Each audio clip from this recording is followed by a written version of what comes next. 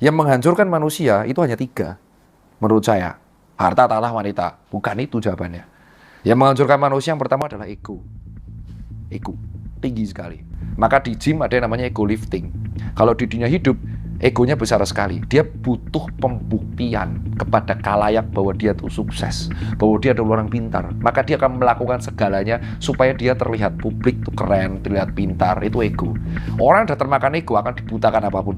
Dokter Rita pernah mengalami itu di 2018, 19, 20, 21. Yang kedua, yang menghancurkan manusia adalah ketika ambisinya lebih besar daripada dirinya, maka dia akan dibutakan sama ambisi tersebut.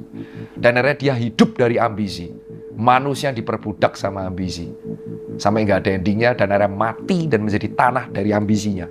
Dan ketika dia tua, dia sadar bahwa dia sudah tua, dia umur 60, dan dia tidak telat untuk mengulang waktunya, karena dia tidak berbudak ambisi.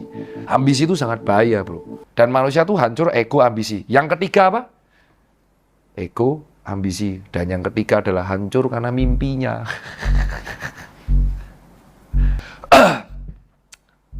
Mimpi itu angan-angannya nggak bisa dicapai, Pak. Angan-angan yang bisa dicapai itu namanya cita-cita, goal. Mimpi itu hope. Hope itu unlimited dan nggak bisa dicapai. Mimpi kalau bisa dicapai itu namanya cita-cita, Pak. Dan cita-cita itu bisa diukur dan akhirnya menjadi ambisi, Pak. Dan ambisi yang memperbudakmu menjadi ego, Pak. Dan itulah tujuan kalian belajar. Supaya kalian bisa membedakan mana ego, mana ambisi, dan mana mimpi. Loh dok, tapi bermimpi itu penting. Betul, bermimpi itu penting. Sampai kalian tahu bahwa kalian tua dan bentar lagi mati dan kalian nggak bisa memenuhi mimpi itu. Jadi kalian hidup dari penyesalan, coy.